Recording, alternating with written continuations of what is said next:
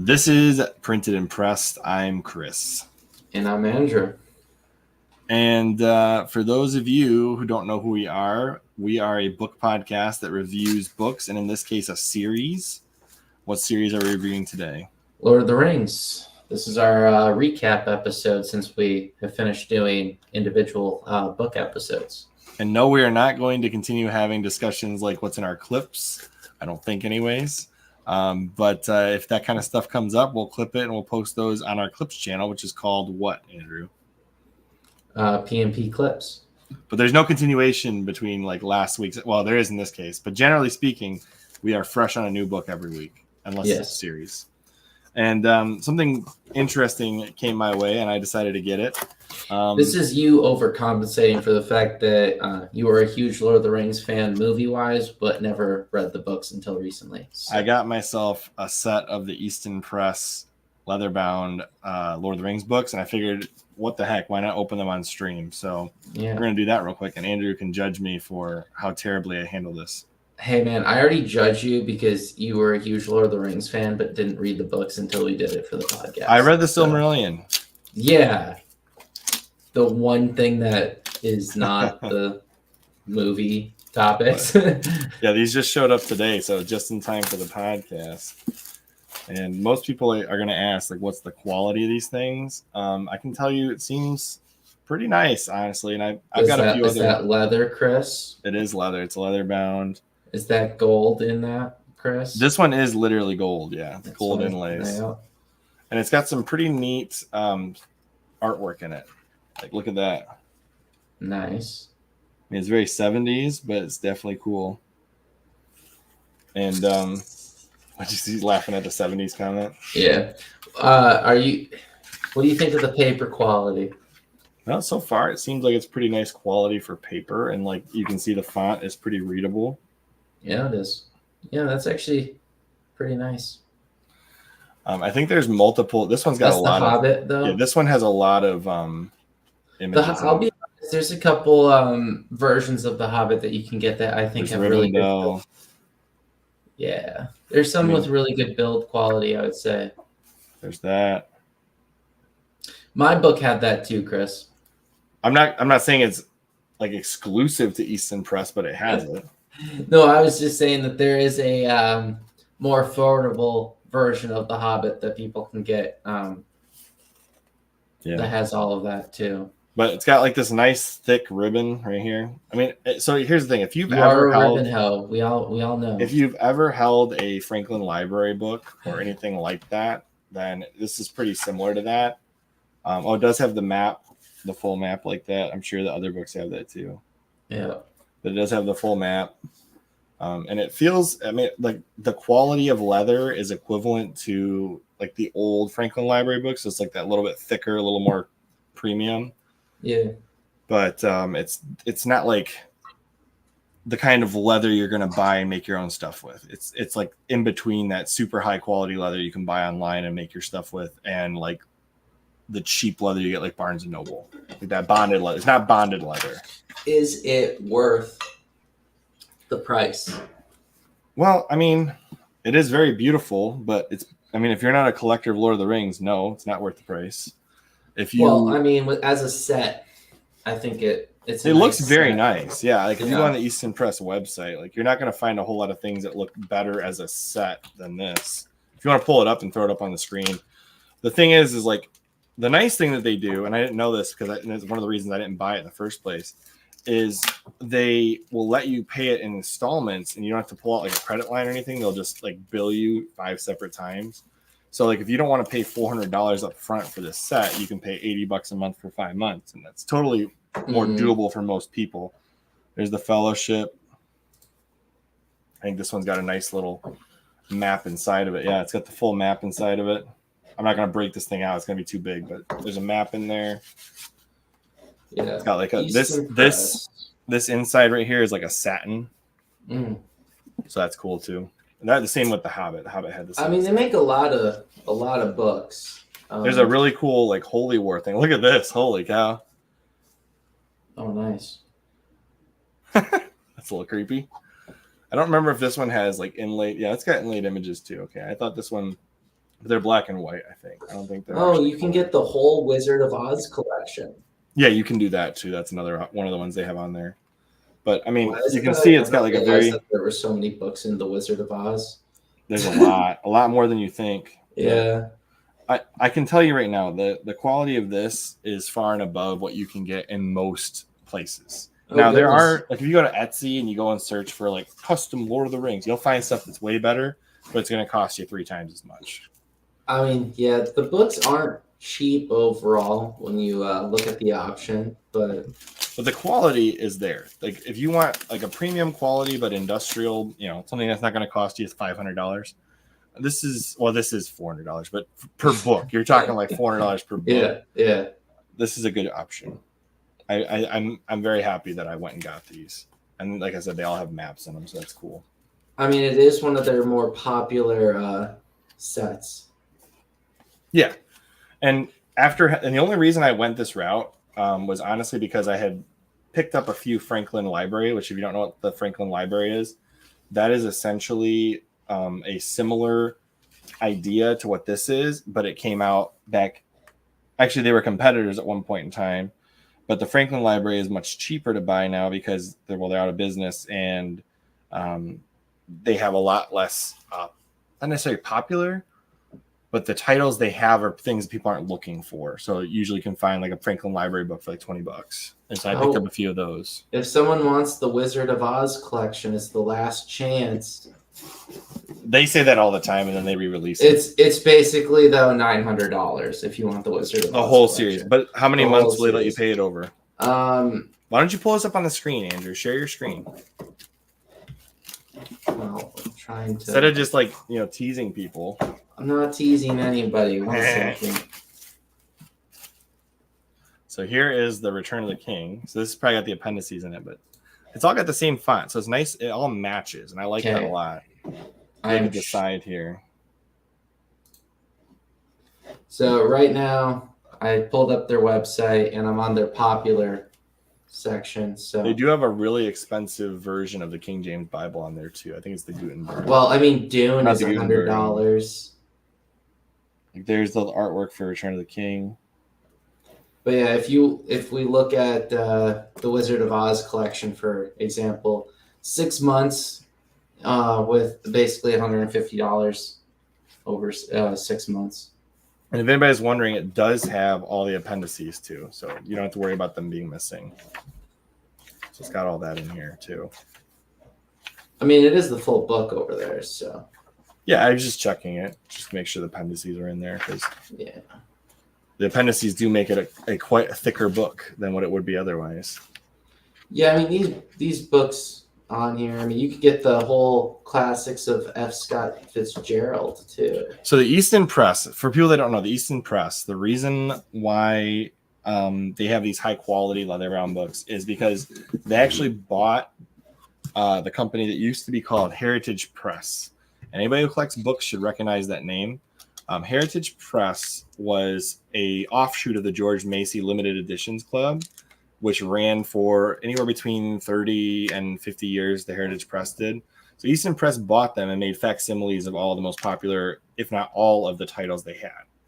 And then they got rights to newer things like Lord of the Rings, which Heritage Press did not have. Mm-hmm. But I've bought a few Heritage Press things by accident on eBay, and that's how I found all this stuff out. But Heritage Press has like the Brothers Karamazov. They have a lot of Dostoevsky. They have pretty much anything that was popular prior to the 20th century. They have it. And then anything that was popular before 1950, other than like Lord of the Rings. They actually have the Fall of Numenor. Yeah, they do. They've got a lot of stuff. Like, they have a huge Tolkien collection. So like, if you want Tolkien books, Easton Press is like the other place. And you know, Andrew, this might be more your style. There's another place called Folio Society. You ever heard of that? No. If you go to Folio Society, they have more modern styles. Well, I'm annoyed though because they only have one copy of. They only have the first book of Dune. They actually occasionally have the whole series. It's not like every time, But Okay. Well, right now they only showed the one copy of. if you catch them at the right time, sometimes they do carry. Yeah, I'm not gonna lie though. Since you've gone this route with the Tolkien books for Lord of the Rings, Yeah, you should really consider getting all of his other ones.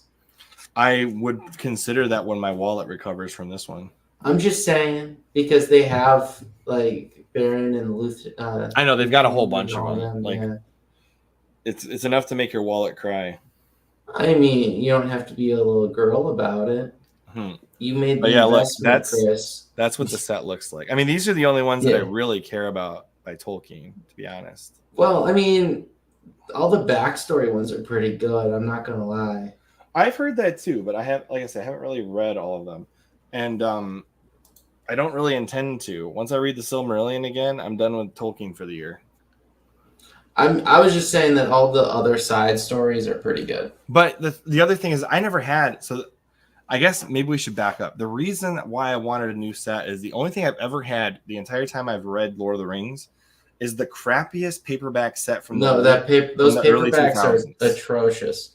So reading these things has been a chore. This is much nicer. It like lays much flatter. You know, I don't have to like force it and creak the spine and, you know, make myself angry and stare at Frodo from the movies when I open up Fellowship. You know, none of that. This will be nice. Yeah, I mean, it's a good one. I see why you wanted to buy them. I mean, I honestly was considering them for a while. Oh, I'll pull up Folio Society. I'll show you what I'm talking about. You'll be more interested in these. They're not leather bounds, but there's like 3 or 4 high quality book publishers out there that are like affordable. There's a lot that aren't. See, I just need one for when I decide to revamp my library. Well, Folio Society occasionally carries stuff that's written by C.S. Lewis as well. Okay. But so does Eastern Press sometimes too. Yeah, I just want one of those websites to make it where all of the books will be of the same style for me. Well, that's what so these guys don't have all of the Tolkien books. Okay. But they do have the same number that I just bought. They have the 5 that most people care about. Yeah. So I'll just show you real quick and then we'll get into this review. That way we don't bore people with looking at I know we've already done books. 13 minutes worth of this.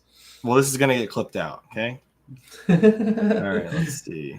Add this to the stage. So Folio Society is known for like books that will essentially outlast the people that buy them. That's what they're known for. Okay. They produce extremely high quality books, just like Eastern Press, although arguably the construction quality of these, even though they're not leather, is better. Let me see. So these guys have been around longer than Eastern Press, from what I understand. I think they've been around 70 years. And they have the Tolkien stuff too. Let me see if I can find it. Okay, so they're just not leather, but they're high quality hardcovers. The construction is what you're worried about this one. So they're Smithsonian, which means that they'll last you they'll outlast you. As long as you're not reading them every day for the next 20, 30 years, they'll outlast you. I do like that cover on Dune. Look at that Dune. Yeah, the Dune, both of the Dune books are very pretty. But they also have Lord of the Rings. It's not Jurassic Park. Look, here's the Hobbit. There's the Hobbit. And that's 75. I'm not going to lie. That leaves a lot to be desired. But it has, so the difference between this one and Eastern Press's artwork is all from like the 70s. Mm-hmm. They hire new illustrators to do new illustrations throughout the entire book. Okay. I did see one thing though. They have the Foundation trilogy. Yeah, they do. They do have the Foundation trilogy. And that actually looks pretty cool. So like if you were to buy the same set that I bought, the same 5 books at Folio Society as I bought at Eastern Press, it would run you about the same price. Is it the same? Lord of the Rings is $220 for 3. Hobbit $75. So now you're at $295. And then I think the Silmarillion is in here too. And that one was there's Foundation, $200. The Silmarillion was I think it'll get you to that $400 range. I can't remember for sure, but I'm pretty sure it gets you. They made Band of Brothers the book. Yeah, I think Silmarillion is one. Oh, they sell like Game of Thrones. They do, yeah. It's, I could care less, but they do, yeah. So 85 for the Silmarillion. So by the time their version of it is that's nice. Crazy. Yeah, see here you can see like this is the kind of artwork they did for the Silmarillion. So like they did some serious artwork for this thing. And this was it was a hard pick between this and Easton Press because it was about the same price. So wait, do they only sell these books as? This is super weird. The Game of Thrones one is only a series or what? No, it's only one book, but it's like 2 volumes. I guess they split the volume. So the thing is, if the book is too large, they've studied readability of books. This is something Folio Society does really well. Okay. They recognize that if a book is past a certain size, people just aren't going to, like, it's not comfortable to read, people won't read. So the whole intention with Folio Society is to get you books that are quality. After they not shrink Dune? Thinner paper, probably.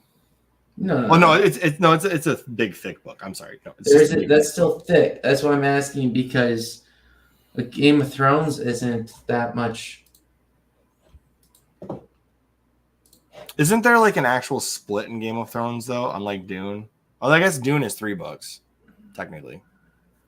I can't remember. It's been a while since I read that, but I've never read Game of Thrones. So I'm relying on you. Well, let me look at what they've done for all of them.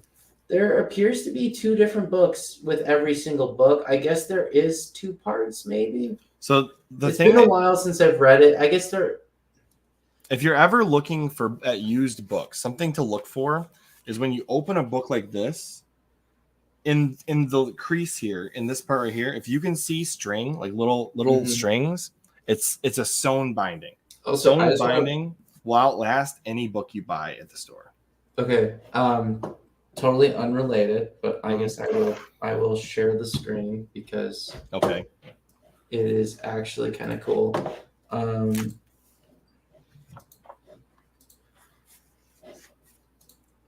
Look how cool this collection is. Oh, I'm not going to deny it. It looks nice. Folio Society and a crazy nice collection for a Game of Thrones. Except it would set you back right now for an incomplete series. Well, those are special editions. And the reason why I say that is because they come with a box. They come with inlays. Specially commissioned artwork. Those are their quote unquote high end. So those aren't even like their normal Easton Press stuff. This is like the map that looks like they come. Yeah, I'm just saying that each book is $230. Yeah, no, those are their quote unquote. Those are like the high end Folio Society. So those aren't even like your standard Folio Society. Those covers are spectacular though. I think at one point, even like Brandon Sanderson? Is that the author's name? I think he was working with Folio Society at one point, or a different like limited press. What series? He did a bunch of different series. I didn't know if you recognize that author. I know Will knows him. Not off the top of my head. It's an author that I would consider adding to our list. Brandon Sanderson. Okay. He's supposed to be really good. I've never read him, but everybody I know always talks very highly of his books. Interesting. Yeah, they definitely have an interesting collection that I think I would honestly consider these ones more so than Easton Press, probably. Like I said, I think you would be more interested in Folio Society. Only because I think that Easton Press is better for classics, but if you want something more modern, you're going to go with something like Folio Society. Well, they look like they have more options. Kind of. More books, I mean. They do have more books, yes. Like Foundation. If you're trying to revamp your library, so to speak, and you want all the books that are of a high quality to be of a similar appearance. Oh, I see what you're saying. Okay. You know what I'm saying? Like, you want the whole bookshelf to look a similar style. I see what you're saying now. Like, you want it all to be leather bound or cloth bound or whatever because you want it to look the same, right? I'm going for the leather bounds. I'm not going to lie. No, I would prefer leather bounds, but and a lot of the books I'm going to buy are older and leather bound anyways. But the Folio Society does have they're very pretty. Well, the thing is they also come with like protected boxes. But they have a better collection overall, I think. They have a bigger collection overall. Yeah. So one second, since we're on this subject, I want to show you something cool. Okay. Dead Space time. No. I don't know about everyone else who's listening right now, but I'm not gonna lie. a solid library of leather-bound classics is like the dream of all Okay, book so collections. I've previously bought, like I was telling you earlier, I've previously bought some of the old Yeah, Franklin libraries. So like this is yeah. Franklin Library. So like this is what Easton Press's main competition was You've back shown in me the this day. before, Chris, but yeah. Right. I'm showing the viewers too. Like, so if you find something that looks like this, but it's got like the same sheen, that same gold foil on the sides and like the nice ribbon, chances are it's going to be this company, Franklin Library. Yeah. If it's like an older classic, like Easton Press and them have crossover. There's definitely books that are on both sides of that aisle, but these guys are just as like the quality is there, especially if you find an older Franklin Library book, they're always higher quality. Mm-hmm. And then the company that they bought out to make their editions, other than like Lord of the Rings, because they didn't have it, was this Heritage Press. And Heritage Press made some really nice books back in like way back when. It's like this is Crime and Punishment from the 1930s, and it's held up really nicely. Other than the sun fading, it's held up really nicely. You don't get the ribbon, but like the quality of the paper is there, and there's a reason Easton Press bought them. Yeah. So like I've got like Crime and Punishment, that's at Heritage Press, and the Brothers Karamazov, and this thing is freaking massive. It's a big book. I tend to read both of these books at some point this year, but anyways, so Heritage Press is another place you can look if you're looking for high quality books, but you're gonna only find older books, and you'll most likely find them on eBay. So, anyways, I mean that was a detour. I just think if you're gonna buy a book for your life, like you want to keep it, get a high quality book. At a certain point, it's worth the investment to get the high quality book. If it's a series you love and you want it to be around, you don't want to buy. buy If it's one that you want to read for the rest of your life and go back to, or you would want your kids to read in the future, you might as well just upgrade for that fancier book. Because I mean, think about it this way: by the time I would have read that paperback set and handed it to my kids, they're destroyed. I mean, let's be honest. A lot of paperback sets are destroyed after the very first read through. Yeah, right. Exactly. That's true. I mean, I can think of plenty of paperbacks that I read multiple times, but the quality was really damn rough after like the third read through. So spines breaking, all that crap. Anyways, that 25-minute detour about books. I think it is important though to have that conversation. No, it is. Because paperbacks get churned out. Boom, boom, boom, boom, boom. People buy them, they read them, and then they toss them in the trash. And like that's not what books are for. Books are meant to be read multiple times. Paperback, though, the ability to share a book easily with somebody and not give a crap if it comes back in one piece or not. That's a nice. Well, you don't lend out your expensive copies. I know you don't. I'm saying the concept of the pass around book that's a paperback is actually a nice concept too, though. Well, yeah, it's like if you have cheap paperbacks and you upgrade to nice books, then you share the crappy ones. You don't share the nice ones. I mean, honestly, not a terrible policy is to initially read the digital or paperback edition, or the library book. Yeah, we do have libraries that we pay for. They do exist. That is true, Chris. And if you like the book enough, buy the fancier version of it. Nice I usually go library first. If I enjoy the book, then I buy it. But anyway, sorry for sometimes I like to just buy the digital edition because they're cheap enough, and I'm supporting the author, Chris. Dude, I'm very happy with this purchase though. These are nice. These are super nice. No, they look nice. I'm happy for you. Now you have no excuse not to reread Tolkien again in the future. I was expecting to read it again, so okay, whatever. Good. But I'm going to give you crap because you didn't read them until in the first place. So, yeah. Yeah. So I mean, I read the Silmarillion, the Hobbit, the Fellowship, and half the Two Towers. I had never finished the rest. That's fair. But I was also in middle school when I was reading. No. When you're in middle school, I do think that Two Towers is a rough read for the second half. Especially you're not old enough to really capture. You're not old enough to appreciate the Frodo Sam journey because you don't really appreciate the portion with like Faramir as much. I would argue. You know what I'm saying? Right. I would agree with that. That portion is still rough though in Return of the King. Yeah, but I think it's better in Return of the King, honestly. What is better? The salmon Frodo portion. You think it's better than Two Towers? Maybe not. I don't know. That's a Say toss-up. Like, there's some better. parts of the Return of the King that are better, but there are certainly some parts of Two Towers that are better. There's more character development in Two Towers with just Sam and Frodo, but there's almost more. All right, let's just get into it. Let's do this thing. That's what I'm saying. And now starts the review. The actual review. Yeah. Sorry, guys. Trilogy. Well, technically it's $6. Technically, yes. It's 6 books and appendices. Yeah, 6 books with appendices, and it's in 3 physical books. Unless you buy unless you buy the Millennium Edition that had all 7 books or 6 books and the appendices in their own separate volumes. Which, honestly, I'd be curious to read it that way. Well, the only reason I would caution against that set is because every set I found that's been like used is like destroyed. So like clearly it was not made with the most high quality materials. Or people just loved it so much they kept reading it. There's a paperback version that you can usually pick up for like $10 because those are completely destroyed. It'd be interesting to see someone like Easton Press make it that way. But really what you would want is you'd probably grab the Millennium Edition and then rebind those. Yeah. That's the only way you're going to get that. Anyways,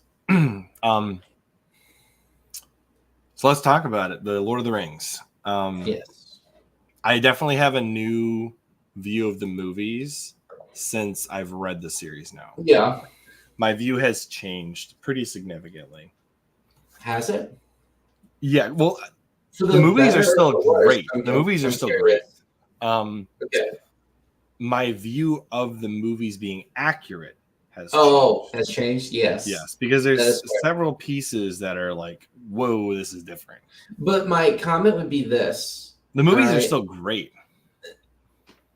Go ahead. Okay. My comment would be this, that with Peter Jackson, though, the changes you can tell are actually coming from a lover of the story who is adapting it for a different medium of entertainment. Yeah. Oh, yeah. Yeah. Because like whereas there's a lot of showrunners or movie producers who will make changes for the sake of making changes, not because it makes it told better. I would argue that some of the things that are missing from the movies would be really hard to convey in a 3-hour video format. Yes. Or even a 4-hour extended edition video format that Peter Jackson does not recommend people watch because those are the theatrical releases. I'll say this, though. The elves showing up at Helm's Deep, unnecessary. Unnecessary, but I actually don't mind that. Not necessarily sure I like the changes he made with Eomer and all that with Two Towers. Mm-hmm. I don't know. A part of me wishes he told the accurate story for Two Towers and like the conflict. How do you feel about Shelob being in Return of the King instead of the Two Towers? It's almost like Peter Jackson felt like the scenes weren't. That's fine because he doesn't want to have the tunnel chase for Sam. Oh, good call. And that would have been a terrible addition to the movie. Probably, yeah. I'm going to be completely honest. Sam walking around those tunnels trying to chase after some orcs was terrible reading, for one. But although, you know what I did notice? Almost every scene where Sam should be singing, he doesn't. Oh, really? Yeah, that's like true. If you go back through the film, who sings? Which Hobbit? Pippin. And that's the only one. Yeah. That's the only one. I guess they either the actor couldn't do it, or Peter Jackson decided none of Sam's singing, which was a pretty big part of his character. It's how he saves Frodo in the tower. Wasn't important. So like my biggest complaint is, how come Sam's not singing? I've said before that I wish he had fleshed out Gondor more. Yeah. I feel like that's one of those stories that could have been done more rich. You're missing a bunch of characters in Gondor in the movies. Yeah. Gondor is made very shallow to not have to include certain characters. I I wish that they had actually not done that weird the beacons are lit thing slightly. Yeah. It was unnecessary because he does send for aid. He just assumes it's not going to make it there in time. Yeah. I do wish, though, that they had made the evil humans a little bit more active in the fighting. They really don't have them at all. Other than the like elephants. Except for when the elephants show up. But like the human units were there with orcs the entire way through almost every one of those battles. Like Helm's Deep had humans fighting against the Rohirrim. You had humans doing fighting against Gondor at multiple stages of that battle too. There were ground soldiers, not just the elephant guys. So frankly, that's actually one of the main tells at the end of the battle, right, of Gondor, is that a lot of Easterlings fought until the very death, that type of stuff. So, and you find more of the bad humans when Sam and Frodo are marching through Mordor. Yep. And it's the only reason they managed to get into that line is because the guy thinks they're just short humans. No, he thinks they're orcs. He thinks they're special orcs. Oh, you're right. They're just orcs. Yeah. No, I'm sorry. Yeah. But there were plenty of humans in Gondor too. Yes. Yeah. Not Gondor, Mordor. I mean, Mordor. Yeah. Plenty of them in Mordor. And they allow them to keep it, like the ones that were enslaved in there. So it's one of those things where you kind of see the world building that was cut out for film when you read these books. There's a lot of action sequences that just aren't like they're there in the books, but they're much shorter than they get.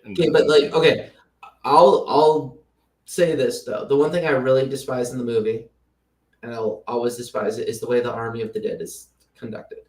Well, they give them more than what they should. Yeah, because they just clear the ship. I feel like they ruined the Battle of Gondor by bringing them in and just like it's like a cheat code. Yeah, I feel like the Battle of Gondor would have been so much better viewing because when I watch the movies again, even without having read the books, right? Even if I wasn't reading the books, I still kind of view it as just like it's like magically over at that point, and it's because you can't fight the Army of the Dead, but it's lackluster. It kind of like ruins the flow of the battle. To me, it's a weird, like after reading The Return of the King, it's a weird change because it's not necessary. Exactly, because you could do the same thing without that. Well, because doesn't Aragorn show up with the people who he shows deserted? Up with he shows up with the soldiers who couldn't have come because of the Corsairs. Oh, right. Yeah, exactly. Yeah. So they end up with plenty of people to fight anyways. Yeah. So I would say that Return of the King is probably the least accurate movie. Oh, by far. Yeah. Not even by far the least accurate. Still good. They're good movies. Yeah, don't get me wrong. They're good movies. But no matter what. Least accurate. But the rereading of the books. Yeah. And there's no excuse for what they did with The Hobbit. There's no excuse. Oh, no. What they did to The Hobbit, that's dirty. They wanted a trilogy out of a one-movie book. Well, they wanted to give backstory, too, to the dwarves. Right. And that conflict. But, okay, we read the appendices. I would say the most interesting appendix is the history of the dwarves. I would definitely agree with you. And the thing is, like, they have their whole saying about, like, the axes type thing. I forget the exact quote, but they have their war chant about their axes. The one thing I will say about the appendices is how many authors will give you this? True. Like a freaking language. But, like, okay, the thing I'm trying to say, though, is if Amazon was struggling to come up with for content for a TV series, they should have bought the Silmarillion instead of the appendices. They should have bought the right to do the story about the dwarves. They bought the appendices. They could do it. That's what they bought, the appendices? They bought the appendices. If they bought the appendices, then they should have just done this whole series about the dwarves and their genocidal conflict with the orcs. Oh, yeah. That would have been like the most epic. The problem is how do you sell a story about It's the dwarves. About the dwarves? No, Dude. like I'm just saying, like I feel like the average person is like the dwarves. Why do I want to watch that? No. I feel like you could have sold the dwarves from when they have their whole like Moria heyday, and then the fall of that, and then like you could do the story of the dwarves until like where you get to where they're basically just the Lonely Mountain and a couple other locations. Sure, I'm not arguing that. Yeah. Well, because you could give this would be backstory to the Hobbit and Lord of the Rings situations. I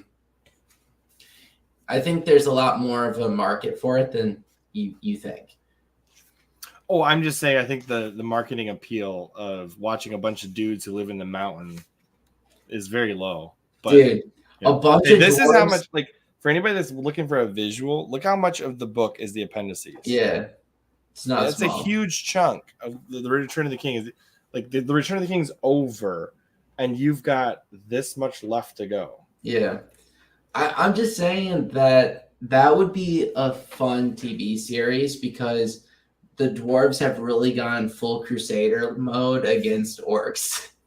Oh yeah, to the point that they like just decimate their own population in like maddened battle. Yeah, I would say there's when I remember when they said they bought the appendices and that's what they're gonna make the Rings of Power on, and I was like, really? You bought like what 20 pages at the end of the Return of the King? And then I reopened my Return of the King and I was like, oh my goodness. Yeah. They bought a lot. I like the appendices. The one where they talk about the seeing stones and stuff too. That's pretty cool. Oh yeah, that was a good elaboration on that. I think that's a very valuable one to read for the average person. And then there's certainly about Gondor and why you had no king. The whole thing about how everyone became so self-absorbed, or there was too much internal strife conflict where a lot of the people who had a claim just renounced it or refused to have children so that they couldn't be like viewed as a threat. You had a lot of crazy stuff happen in Gondor where there was a lot of conflict there. Just over it's once you get into the internal family strife that you get real problematic with that view, I think. Yeah, there's a lot of what's the right word? Population control in regards to the heirs of Gondor. Yeah, they basically sterilized themselves in a sense. Eugenics. Yeah. I mean, it's just like, hey, you can either maintain your claim to the throne or you could just not have kids. And we won't kill you because you're not a threat. And they're all like, okay. So in reality, what you're saying is Denethor did them a favor by being steward of Gondor. Yeah, for a long time. Hey, he had 2 kids. That's more than most Numenorian background people. All right, so let's take a journey through Lord of the Rings, okay? Yeah. You start out with the Fellowship, right? Yeah. Well, we started with the Hobbit. Okay, you're right. I'm sorry. We started with the Hobbit. So you get Bilbo finds the ring and he doesn't kill Smaug, but Smaug gets killed and he sorts the thing out with the men and the dwarves. Yeah. And you got that whole thing with the bear guy. Then you get the Fellowship where Gandalf comes back. He's helping out another Hobbit, Frodo, the nephew of Bilbo. Yeah. You go through a whole journey where they have a group of people that gets completely just the whole Fellowship falls apart. Yeah. Then you get the 2 towers, where the plane gets flown into. No, I'm just kidding. You get the 2 towers where Saruman and Gandalf and everything else happens. Everything falls apart again. They have a giant battle. Well, they're going after the Rohirrim, so they won't be able to. They're trying to separate and divide the kingdom so they can't unite under one banner. That's really what I'm getting at. Is if you wanted to summarize the series quickly, it's very difficult to do so. You have to either speak at a level so high that you miss all the details, or you go so deep it takes hours. Well, that's fair. Picking off Rohan is 2 towers. Trying to eliminate one player from the board, and then Return of the King is trying to eliminate Gondor with a full front assault, knowing though that they also have to deal with the Rohirrim now because Saruman failed. That's really that one. And this whole And then while, Frodo and Sam are just chugging along, getting that ring to Mount Doom, whining quite a bit, singing songs, wishing they had taters, but never having them. And Smeagol's just over there wanting a fish from time to time. So, I mean, really, when you look at it, all of the bad guys, we'll call it all the bad guys, yeah, are explicitly pointing out their vices. They'll show you their vices. true. Boom, boom, boom. Every bad, you can really tell good from evil by the vices. Mm-hmm. Because the good guys, although they fail from time to time, they show virtue. The bad guys always show vice. Yeah. Tolkien does a really good job of showing you. I think you should say that they're ruled by it. Ruled by vice. Yeah. Whereas the good guys lead with virtue. Yeah. I mean, everybody has flaws, and they fail, and they need to be picked back up again. Frodo and Sam many times. Aragorn even realizes at some point that he can't take the ring. I think at the end of the Fellowship, as he's getting ready to help Frodo, he says, "Now be on your way. I see that I could be tempted as well." Yeah. No, I mean, it's I thought of another thing too that was inaccurate in the movies. Yeah.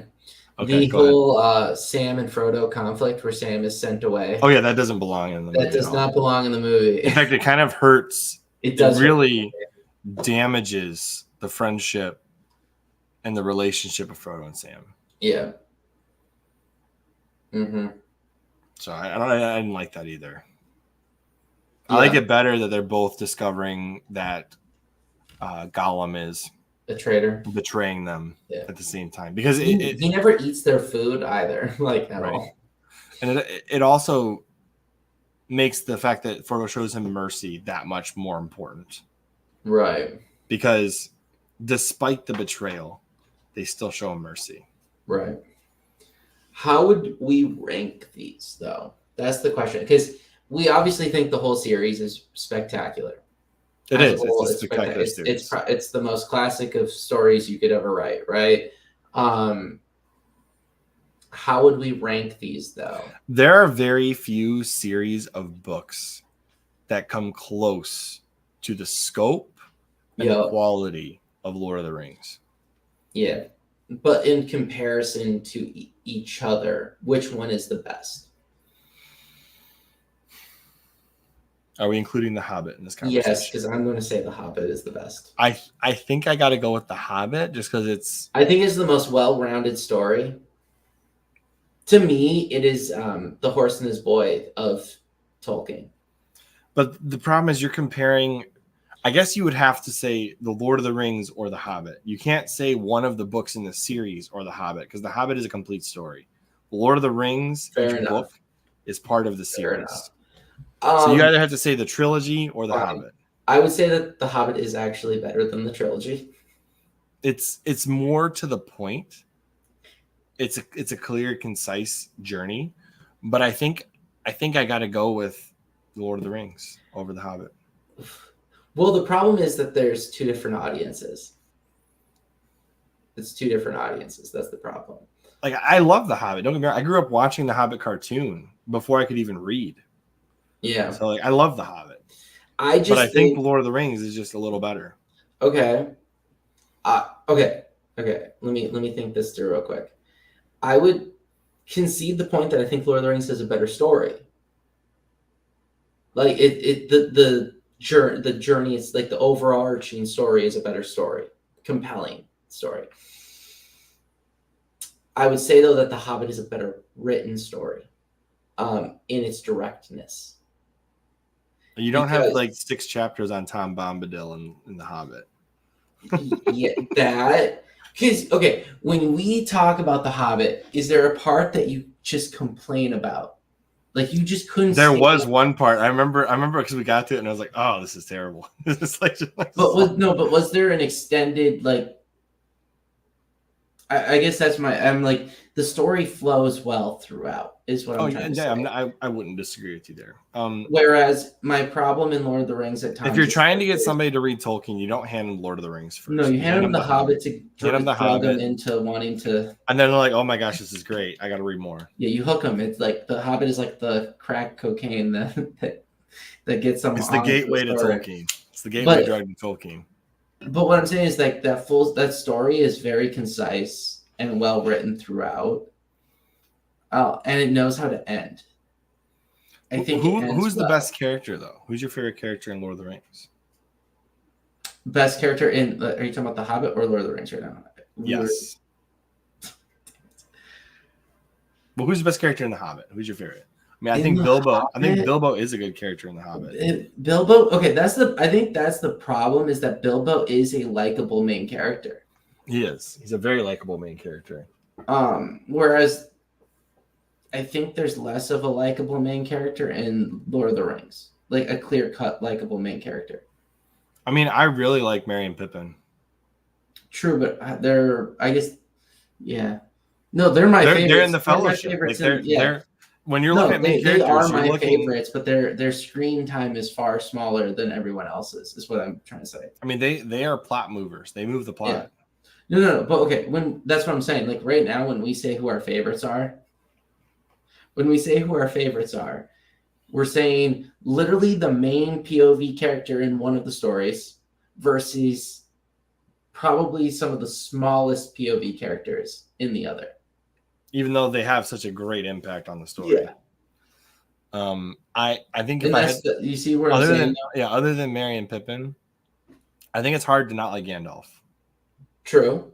I think he's just a stellar, like one of the best, significant amount of time. But yes, when you're talking about like the old sage, yeah, there is no better example in fictional literature than like Gandalf.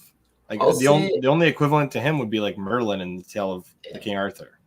Not a POV character, but I'll say highly. Well, there's two that I think are highly underrated, and that would be Faramir and also the prince, the Gondorian prince that's there. It's hard to pick him though because he's only one book. I know, but he's a very good character in Return of the King. Oh, absolutely. I won't disagree with you. And I think that's still, I'll have to say, him not being in the movies is probably the greatest loss to that story. Because you're completely writing off his kingdom. His contribution makes a big difference. Yeah. It does. Hey, question for you. Mm-hmm. Are you at all angry that Tolkien doesn't give any redemption arcs to the bad guys? I've noticed that he refuses to give her, like even Saruman, he becomes Sharky and he scourges the Shire. He gives him an opportunity for redemption and he rejects it, yeah. Which is, I think though that's actually proper. Let me explain. Go ahead. Yeah, I want to hear. I think it's a proper way to do it because we're saying that he's evil, right? Mm-hmm. And the thing that defines an evil person is that when presented with that opportunity to turn back, they won't take change it. Their pride will not allow them. The concept of redemption is so painful to them at that moment because they're so irredeemable even in their own eyes. That's how that's how twisted they've become. It's almost like he decided that these characters were essentially the Nephilim, right? Like, there's no coming back. Because they've twisted themselves at that point. They've gone to the point of no return. And it's like, okay, it's also a good metaphor for when you're having an argument with somebody and you don't need to say it, but you're going to say it anyway. And you're going to make it worse. You know what I'm saying? Like, there's a lot of people will do that. You know what I'm saying? Self-sabotage. The self-sabotage element. It's very common in a lot of people. It does make you ask, though, like, so actually it was funny. So I just started reading this book. It's the Joan of Arc book by Mark Twain. Okay. Right? And in the very beginning, there's this part where I initially was like, oh, this is terrible. Why would he make this decision? Because they want to show mercy to people that are evil. or like servants of the devil, I guess would be the best way to say Right. it. And I'm like, yeah, but that's not really a Christian thing. And I was like, but then there's Tolkien, who has Frodo show mercy to even some of the worst bad actors in the series. And I'm like, I guess that is probably correct. You would show mercy even though these people are not good. Even if you don't deserve it, you show mercy. So I guess that does make sense. But it took me a minute to come to terms with it. Okay, I'll put it this way. That type of shit bothers me in a story when an author lazily makes the character illogical. Well, yes, because there's no logic. There's no illogicalness to Mark Twain or Tolkien. Yeah, those are both very logical authors. When Saruman chooses to be Sharky, yes, he's rebelling in a logical manner still.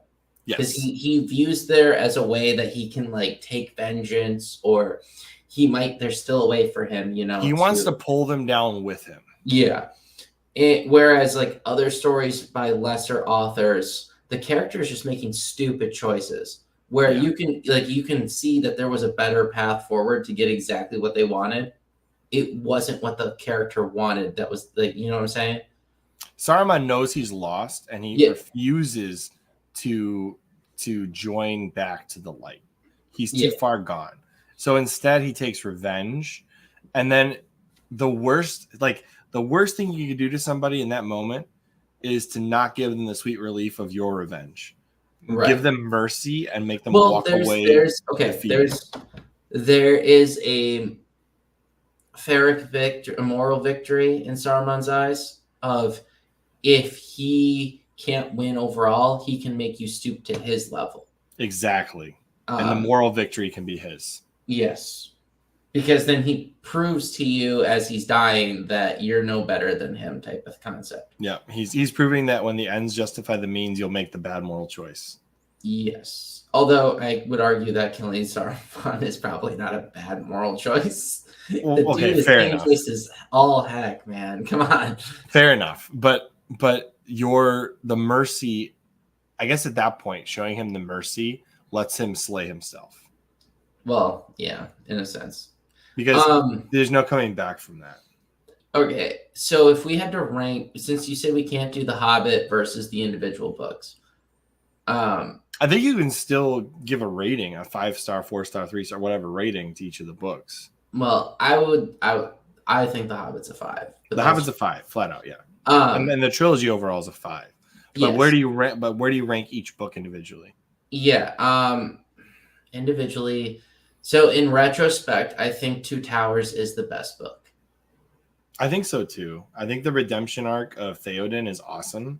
I think and it's way better drawn out with their Theoden with he's a much better character in the book, and he's already a good character in the movies. Yeah. The scenes with Saruman are better. Merry and Pippin with the Ents is better. Oh yeah. Honestly, the Frodo and Sam portion when they meet Faramir is far better. I hate that the movie makes him take them to Osgiliath. Despise that part of the movie. Because Faramir lets them off and basically says, "Go do what they ruined Faramir a bit with how they did that in the movie. I'm not gonna lie. They did a lot of work to make Faramir a lesser character in the movie. Yeah. Because I think they wanted to make it make more sense about the willingness to go to your death senselessly to please your father. Well, yes. To prove yourself to your father. That's what they wanted to do. I agree. Honestly, the movie does a lot with Gondor that's quite a little bit head scratching. We already mentioned the beacons. I feel like they're trying to make Denethor and the Gondorian situation more apparently dysfunctional than it is necessarily, and explained in different ways in the book, I would argue. But yeah, in retrospect, Two Towers is, I think, the best book, which I would not have said going into this again. I even like Frodo and Sam better in the second read through. Oh yeah, I think in Two it's Towers. in Two Towers. I like Yes, them better in the second read through. yes, in Two Towers. Well, because the first part of their book two or whatever you call it, their POV is pretty rough. You're talking about the book 4, so the second book of Two Yeah. Towers. Yeah, the second book of Two Towers, their POV is pretty rough in the beginning. Yeah. Until after Smeagol gets them out of the stupid wastelands. Right. But prior to them getting out of that and are like now at the Blackgate, and then they're going towards the other location. I think it's rough. It's I think that writing is kind of genius though, because the desolation they're feeling, you're kind of feeling it by the slog of that read. Oh yeah, no, I concur. But my complaint in Return of the King is that is like the entire POV of Sam and Frodo. It feels like. Oh yeah, no, that's a fact. It's all a slog. Which I mean, I guess if your goal is to put us in that feeling of how then he did it. He nailed it. He did it. So I guess there's a beauty of that. Like if the goal is to make you feel like this is the hardest read through of your life. So. And the other thing is you don't realize it when you're reading it, but the part of the other characters is much thicker than Frodo and Sam. But Frodo and Sam feels longer because of how slow it is. Yeah, it feels 1,000 times longer. But it's really not that long. No, but I feel like that's the you're gonna have to. Is that for which one is that? That's Two Towers. Towers. Two Towers. The Two Towers, the Sam and Frodo thing is a lot shorter than you think it is. Yeah, on both of them it is actually. Yeah, no, for both. You're right. But I think that's the hard part in Return of the King is that so much happens in the timeline with Gondor and everything before you get to Frodo and Sam. Well, yeah, it's like a huge action sequence. Yeah, the book feels like over. I mean, yeah, it feels over and then this is like, oh yeah, here's Sam and Frodo now. Read this for this next however many 100 pages. Right. And so this is the tough question. Which one comes after Two Towers in quality? I think Fellowship and Return of the King are both 4s, but which one is the higher 4? That's the question, right? Because I could complain about how slow Fellowship gets before the bar. The first half of the Fellowship is harder than. I like the first half of the Fellowship though, but it's long. There's a lot. Let me put it this way: if I was going to do a movie like Peter Jackson did, I probably would put Tom Bombadil in because he's such a major character. But I can see why he removed him. Well, he's unnecessary. I mean, he shows the attitude of a person who's not getting involved in the war. Not just that, though. He also shows that there's powerful, what power looks like in this world. He's also the god of the hobbits. I'll go to my death saying that he essentially is. No, I mean, I think they could have done more at Bree. Yeah. I mean, but there's also like isn't there an in-betweener town too before Bree? No. And Farmer Maggot's not a bad guy either. He was super. Oh yeah. They missed out. They screwed that up too. Yeah. Farmer Maggot doesn't shoot a gun at them. Well, there was. Plus, hold on a second. Yeah. Doesn't he like shoot guns at them? No, there's no guns. So what is he? Is he shooting arrows at them? Doesn't shoot anything at them. Maybe I'm misremembering. He just chases after them and they fall off the cliff edge. I was gonna say that would be a huge plot hole if Farmer Maggot's shooting a gun and nobody in the entire series has a gun. No, it's ruined though because he helps get them to the ferry. He does, yeah. No, honestly, okay. I actually like the first half of the Fellowship. I like it all the way through Moria. So what? Will we just say the Fellowship and the Return of the King are equivalent? Well. 1 second. I'm thinking because like I do think that once they get to the elves, it slows down drastically. Yeah, it does. See, but like Return of the King though, I love the way Gandalf tells them like not to lose hope despite the fact that they can't win the battle on their own. So what I'm trying to say is Return of the King has the greatest first half, or third, Yeah. whatever. First third. Then afterwards, it's really slow. And the length of the slowness, because then you also have to factor in that whole going back to the Shire portion and the Sharky thing, and it's not as good storytelling. You think the Fellowship is just I slightly feel like out? the Fellowship is just slightly better. I think that As they're a total package. even if I'm gonna say that they're fours that are right at the 5. Yeah. They're like right below. But I would have to say that Fellowship just tips Return of the King. And I say that begrudgingly because I can't express how much I love the expansion of learning more about Gondor during that. Oh, that was really good, yeah. Yeah. But as a total story, there's some massive slow drag on portions of I think the Ents on their own is what tips the Two Towers for me. I love the whole aspect of the Ents. Well, there's not a bad POV in Two Towers. Really, there's not. In retrospect, there's not a bad POV.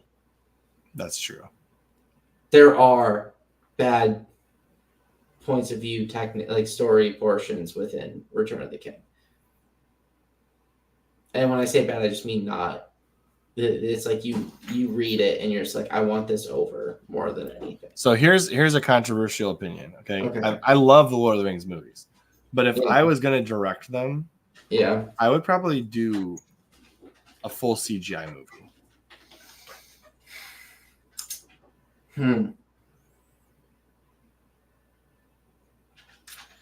I mean, now you mean like an animated one? Yeah, I would probably animate it.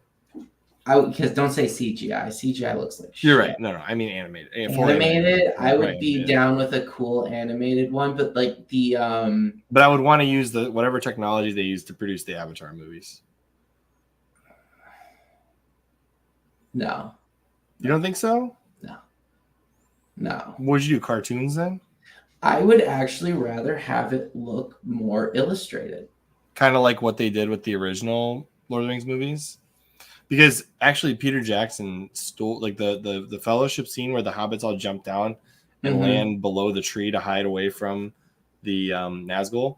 Yeah, that was straight out of the cartoon movie. Like they literally copied it to a T. If you could make a really good high definition illustration style one, I think it would look really good. It would look really good because almost like a stained glass concept of like that art style almost, but not stained glass, obviously. So there's 3 cartoon movies that exist. There's 3. There's The Hobbit from the 80s.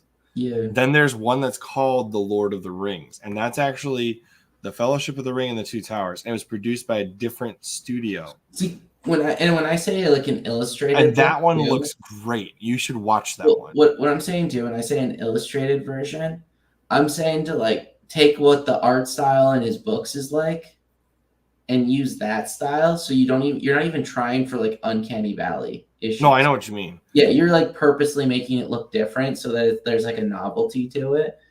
Have you seen the art style that I'm talking about? Have you seen the cartoons at all? No, I haven't watched it. No. Hold on, I'm gonna pull this up for you real quick. The Lord of the Rings. So there's 2 movies that were produced by one studio, and that's The Hobbit and The Return of the King. Okay. And Warner Brothers, after years and years of fighting, wound up having the rights to all 3. But there was a different studio that was working at the same time that produced The Lord of the Rings, which was The Fellowship and the Two Towers. So there's a complete story between the 2 studios, but there's no the art styles do not mix at all. Okay. And so the Lord of the Rings cartoon that covers the first 2 books in the Lord of the Rings trilogy has a really awesome art style. Okay. I think you'll appreciate it. It looks so much better than the other one. Hold on, let me get a good image, a good still for this. Oh, whoever screenshotted these is terrible. Here's a decent. No, that's a deviant art. That's not a real one. Well, there was another thing too that I was forgetting about that would have been a great subject to be told as a movie or a TV series, and that was the conflicts happening everywhere else at the same time as Gondor. Mm-hmm. Like the attack on the Lonely Mountain or Mirkwood or Lorient, like all of those locations that were also attacked because every single one of them was attacked. It's a little bit of a shame that that's not in the movie. Well, it can't be in the movie, but it's a shame that those as concepts are not explored. The War of the Rohirrim is the movie coming out. I know, and that's animated. Yeah, that should be good. So like this is what I'm talking about. That's the kind of. Oh yeah, I would dig that art style. This is the Ralph Bakshi's. Yeah, that's kind of what I was talking about too, where it's like illustrated. And you can see. Oh, I need to use this tab apparently. You can see some of the other artwork, like the Hobbits. I'm not loving the Hobbits, but it's way better than this, which is the other movie. Yeah. Like this. I mean, this is I think you movie. could make them better, but like there's a Nazgul. Oh, this is what I'm talking about. Look, they pulled this scene directly out of. They pulled this scene directly out of this movie. Hold on, let me get to it. See, this is the exact thing that happens. Oh, you can't see it. I can see it. No, you can't see it. What I'm seeing. Oh, okay. I'm in because I switched tabs and it only lets you use one tab at a time. Okay. So like this right here, hold on. Like look at how like this is the other one, and I like Gandalf in this style. Mm-hmm. I like the dwarves, but I hate the hobbits in this style. That's the other one. This is the one that I like the best for the cartoons. Look at this. This is directly pulled. That's what Peter Jackson did. Yeah.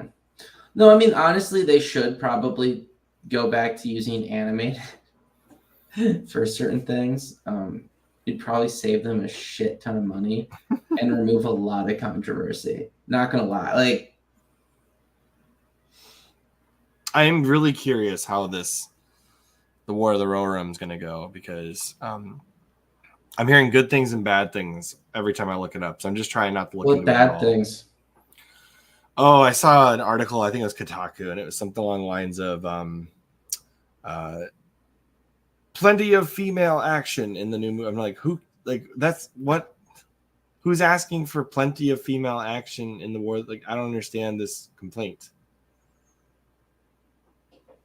Wait, all I want to know is where was Gondor? Okay, that's well, there's a complaint about Rings of Power not having enough girl boss action, and they're like, well, there's plenty in the new movie. I'm like, what are you talking about? Girl boss in the I'm like, what are you talking about? Doesn't freaking Galadriel walk through lava? She takes on a full volcano blast. I'm just saying, like, how can you get more girl boss than that? I don't understand. Whatever. Well, so Chris, if the War of the Rohirrim is worse than Rings of Power, we're on a bad path. Chris, so what I can tell you is the only way you can is if you have lesbian space witches that require no men. Are we talking about The Witcher? No, we're talking about the Alkalite. Oh, you mean the Acolyte? Yeah, the Alkalite. Yeah, the Alcoholics Anonymous. Let's just say that Disney has done a great job of buying beloved franchises, not knowing a thing about why fans like said franchise, and deciding to bottom out the. Do you know what I recently read? What? I was reading. I don't know if it was a book or what, but it was some of the lines of Tolkien said on his life that Lord of the Rings would never be produced by Disney. Nothing by Tolkien. He said that he would never allow anything written by him to be produced by Disney. Thank God. So you really should have said Amazon too, even though they weren't around. So that was actually at the back. It was like good thing Amazon did it for Disney. I can't think of I had so much high hopes. No, I had high hopes that Amazon wasn't going to ruin it. I had high hopes, and then they just went so stupid. And then they copy pasted the same 4 villagers in that crowd scene, and I was like, wow, this is some of the worst editing I've ever seen. Well, I gotta say that there's bigger issues. Well, yes, but like if you're graphic artists or CGI, whatever people cannot even handle something like that. Can we just point out though that they totally effed up the fact Galadriel's that not a warrior princess. This makes no sense. besides that, and her brother's not dead, so the rings of like just shut it down. Just shut it can down. Can we just point out though that they're like, oh, we got to make all these villages that are supposed to be homogenous villages of a specific culture group. Let's make them all diverse, even the hobbits. And because, you know, it makes perfect sense that a specific species that's totally different is going to have the same Look, exact the thing is diversity. having an albino person in a tribe in Africa makes more sense than having somebody from Africa in a tribe in Europe in the Middle Ages. No shit, because albinos actually exist, Chris. That's kind of what I'm saying. Yeah. No, the thing is though, Lord of the Rings as like a world has so much diversity. You don't need to fake it. You don't need to fake it. You just need to write a story that involves those effing regions. Yeah. And it's annoying that they don't. I would love to get the Umber or whatever the location it is. The Southerns or whatever. The different Amazon needs to cancel Rings of Power. They do. They need to just go back and write an actual story based off of the appendices or whatever they bought the rights to. We went from Lord of the Rings to the Rinky Dinks of Power. I know, somehow, because we got into the movies and shit. Hey, do you know what Lord of the Rings title is in the German translation? Which, by the way, I doubt Tolkien would have approved a German translation of Lord of the Rings, given his experience in World War I and World War II. But anyways, you know what it translates. Well, I gotta say though that the let me finish this thought. Yeah. You know what the title literally is? What? It's Der. Oh gosh. It's Der Ring. You know, I want to say that that is it. basically what Amazon has said. Their Der Ring. It's the Der. I found like the first edition German translations. They didn't release the German translations until after Tolkien died. That's why I'm saying I don't think that he would have approved German translations. That's actually hilarious. But make them read in English. But the first editions, I saw them on eBay. They were going for like $200. They were paperbacks, and I just when I saw Der was how you like. I'm sure that's not how you pronounce it, but that's how me, an English speaker, reads it. Der Ring. I mean, and that's hilarious. It's hilarious. Like here, I'll show you. But the covers they're wicked, man. They are wild. Yeah. I've never seen covers that wild for a Lord of the Rings book. I'll find them. Honestly, if Warner Brothers wanted to go the HBO route, right? Which they would be smart to do this. And try to get the rights to a bunch of the Lord of the Rings stories, it'd be smart. I should definitely clip this, the Der thing. I think that could be a good one. Yeah, but check out how like that's metal. That's actually pretty cool looking. Yeah, like look at that, and then you get to the like you can see it right there, Der Ring. It's literally Der. That's funny. And then they'll show you the covers too. Each cover has like a wicked animal. Like, look, there's like a snake on an eyeball. I'm so confused as Der Ring. And no, but I'm so confused by the cover images. The book one is Die Gefarten. That's not really how you say that. That's how I'm going to pronounce it. Die Gefarten. It's so weird, man. And then you get to the second one. Yeah, see, 1979. This is after Tolkien died. They finally got this translation. So the second book is let me get to it. You get the crow with the snake around it. See, I don't understand these images. That's what's weird. Die zwei Türme, the two towers. It's so Der. I love that. It's so funny. Der. Oh man, I just wish that they would tell more Lord of the Rings stories that are actually good. Hey, look, the snake is gone for the third one. You got two crows, or a crow and a pigeon. One's a dove. Oh, a dove. Okay. Whatever it is. Morning dove. Die, Rooker Desconegs. The Return of the King. I honestly think these covers are just whack, but the box is nice. It's the individual pieces that are weird. Yeah. I like that. That's cool. Well, I don't know what it.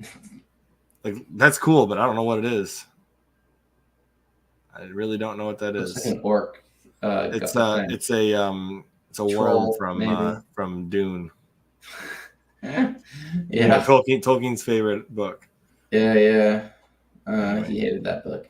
I was joking. But anyways, I just like, wow, this is bizarre. Dur is how you dur. Yeah, imagine you're trying to sell Lord of the Rings in Germany. You're like, come read. What is this cover though? That's so weird. All right. No, I think that overall though, yeah, there's not there. I don't think there's a single series that truly compares to Lord of the Rings. Maybe Dune. No, you don't think so? To the same depth? Not the same depth. The same scope though.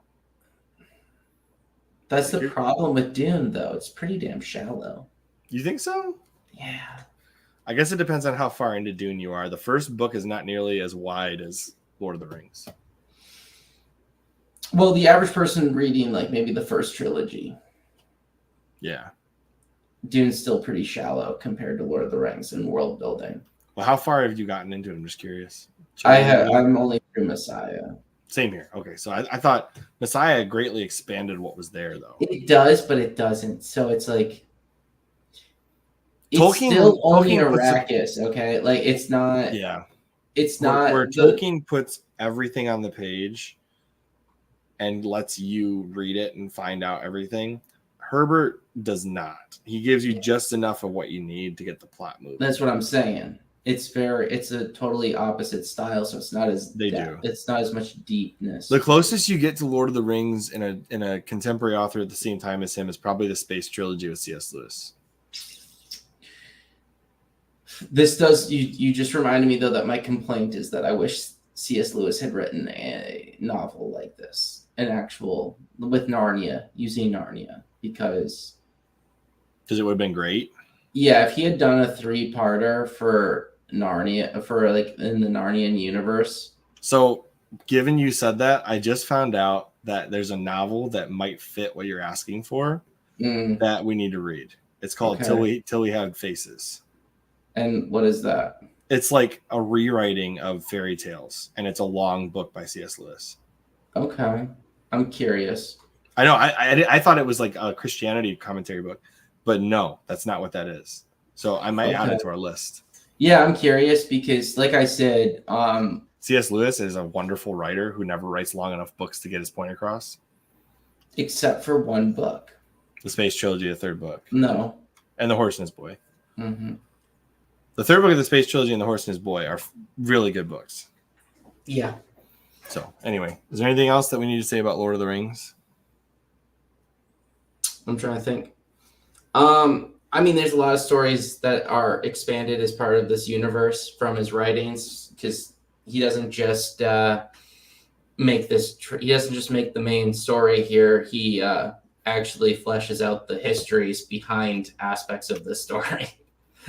And there's plenty of other material that was published posthumously for J.R. Tolkien. Yeah. That if you didn't get enough Lord of the Rings, there's at least like 3 or 4 books like that are. There's way more than 3. No. I mean, like main ones, like the Children of Huron. There's Children of Huron, Children of or whatever it is. It's not Children of Huron. Isn't there one like that? I thought there was. Huron. Your Great Lakes are showing. Yeah. Hey, I couldn't. It's been a while since I looked at the damn cover. There's Children of Huron. Yeah. There's Baron and Luthien. Yeah. There's Unfinished Tales. Huh? There's Unfinished Tales. But there's a bunch of them. Like there's more than what you're thinking. No, and then there's if like you really a solid 4 that I think are universally. Well, I'm gonna go to Easton Press because I guarantee you they have them. That's what I was saying. There's gonna be like 4 that are there, but yeah. I like how when you go to Easton Press, the first thing that pops up. Yeah, I know. The set right there. If you type in Tolkien on here, or not priority code, what the heck? Oh, search. There we go. Tolkien. Well, they have, it's literally a search option of. Right. It's one of their options. So you have Fall of Numenor. That's a whole book. But I can't remember if that's actually a story. Sigurd and Gudrun. I can't remember if that's part of his series or not. I think it is. I think it is, yeah. Sir Gawain and the Green Knight. So I read the translation. This is a Middle Ages translation. It's really good. But yeah, there's Baron and Luthien. He did a King Arthur translation, which is really good too. The Lost Tales of Middle Earth is a whole set of stories about Middle Earth. There's the History of Lord of the Rings, which contains almost all of these standalone stories. If you buy this set, History of Lord of the Rings, you get pretty much everything that has its own standalone story. That is all in there, pretty much. But yeah, I mean, there was a box set you can buy on Amazon that was. If it's David Day, avoid it. The box set of like the Lord of the Rings by David Day. If you're a Tolkien fan, you will not enjoy that. I'm just telling you right now. That is not enjoyable. No. There was a box set with the with those side stories, the Children of Hurin and one of the other. Oh yeah, there's a couple of box sets like that. Yeah. Yeah. So I mean, that's always a good option because they're not actually that expensive. No, they're not. They're not that bad.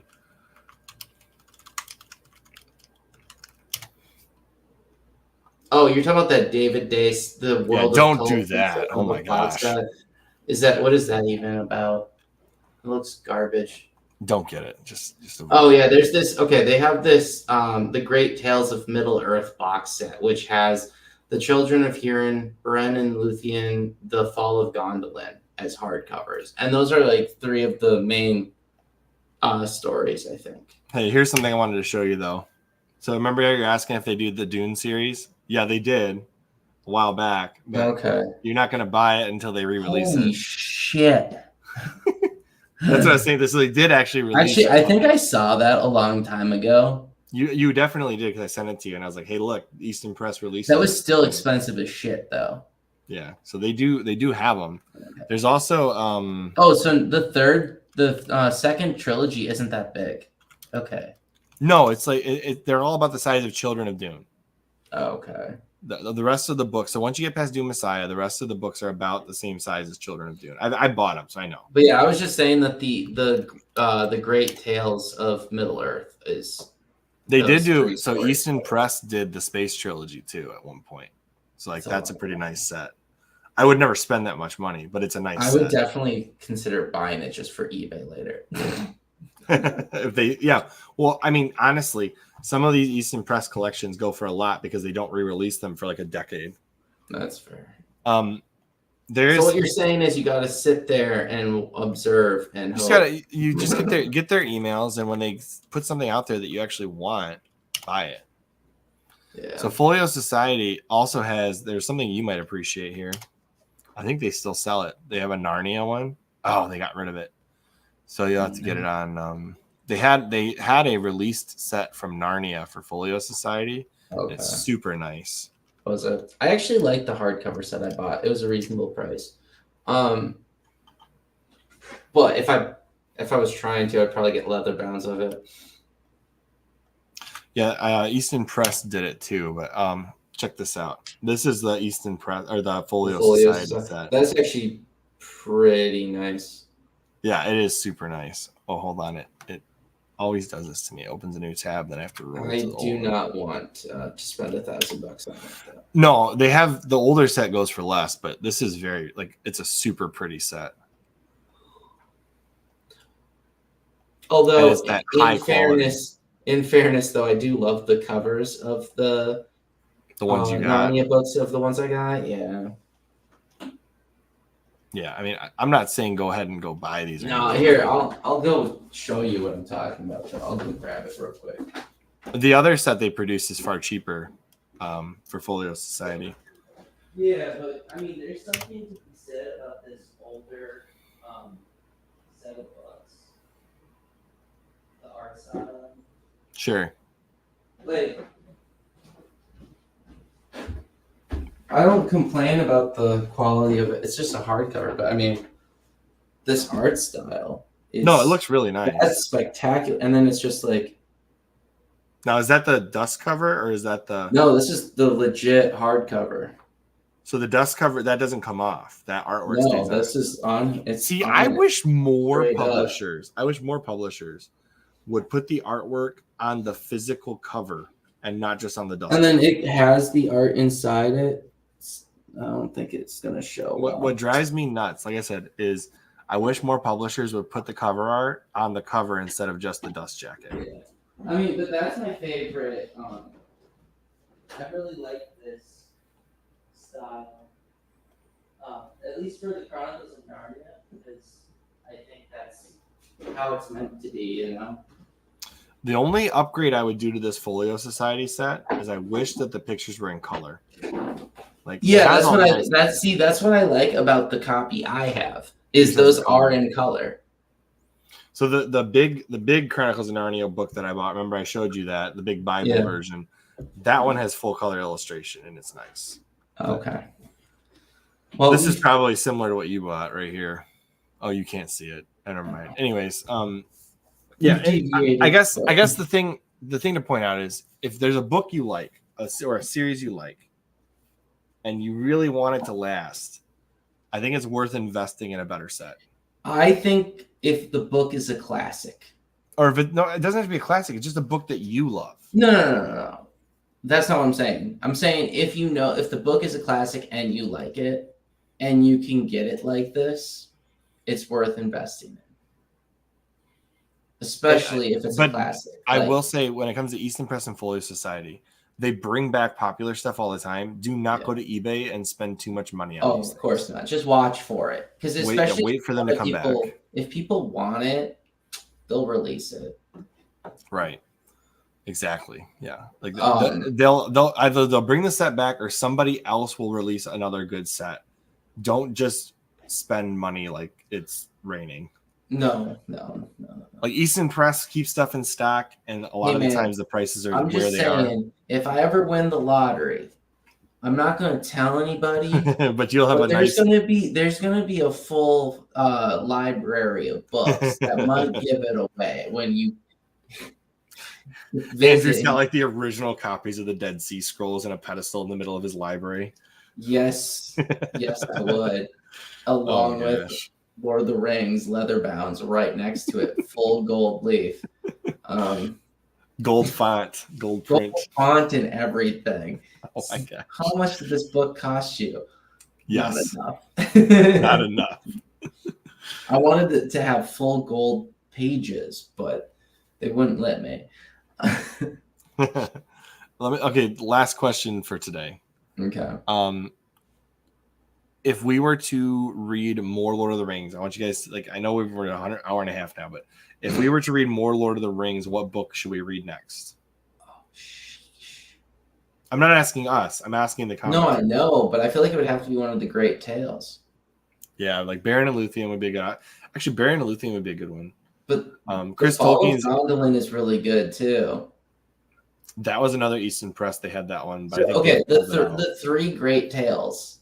That box set, any one of those three, because they all go into some really dark topics, bro.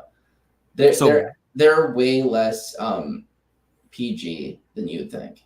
Beren and Luthien is one that people like to recommend because he wrote that as like an allegory to his relationship with his wife. I mean, and the Children of Hurin is pretty dark. Yeah.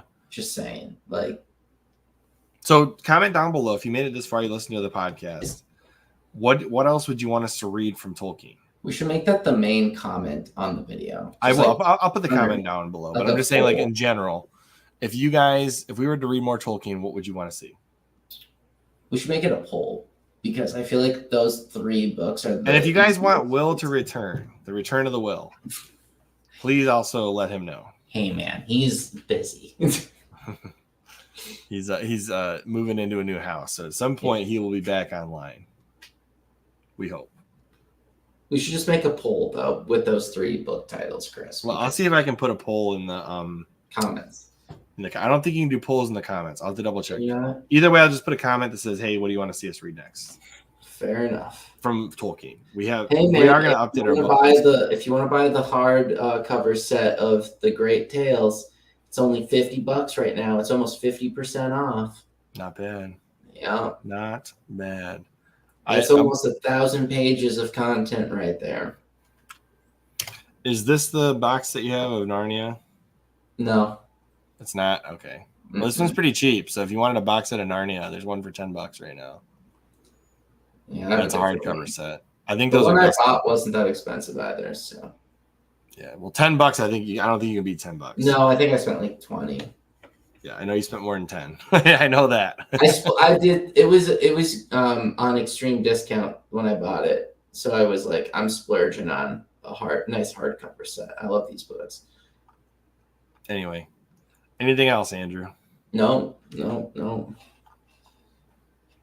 So it begins.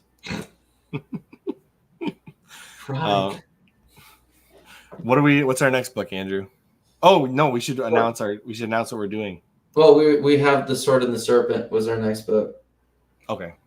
That was the next book. The next full book is Sword and Serpent, but soon, once we figure out the format of how we want to do it, we're gonna be slow dripping a book chapter by chapter.